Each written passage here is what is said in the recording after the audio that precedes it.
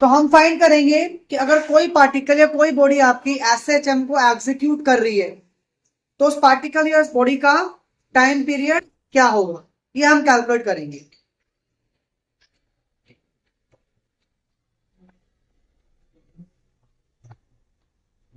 Suppose ओ particle की mean position है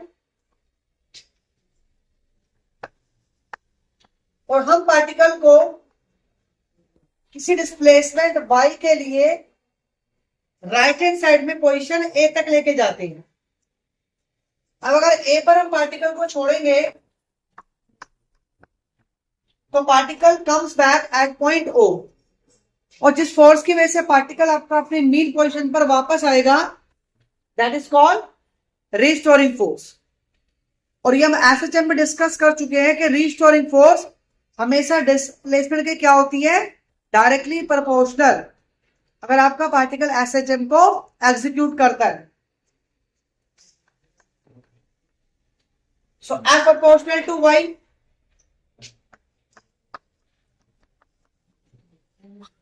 और F is equal to minus K Y. Negative यहां पे क्या बता रहा है कि आपका जो डिस्प्लेसमेंट है वो फोर्स के क्या है, अपोजिट है। तो ये वो फोर्स है जो पार्टिकल पर एक्ट कर रही है ड्यूरिंग एसएचएम, और इस फोर्स की वजह से पार्टिकल अपनी पोजीशन को रिस्टोर कर रहा है। अगर पार्टिकल का मास m है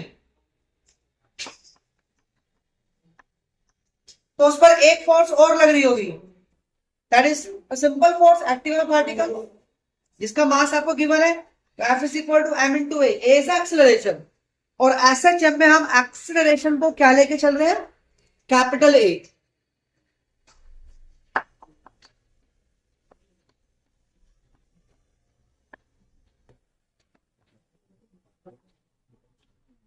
and the value of acceleration equal to minus omega square Y.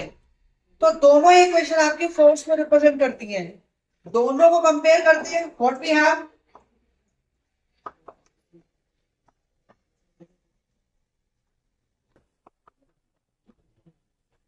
Omega square is equal to K M, और ओमेगा यहां से क्या निकल जाएगा, रूट ऑफ के अपॉन में M. What is omega,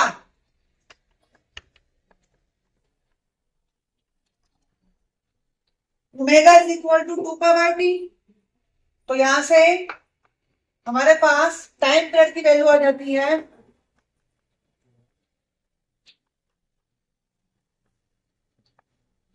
time period equal to 2π√m में 8।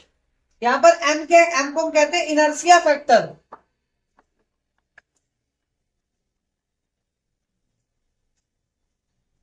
m is inertia factor and k is spring factor. देखो सिंपल, अगर बॉडी आपकी लीनियर मोशन में है तो वहां पर इनर्शिया फैक्टर क्या हो जाएगा, बॉडी का मास।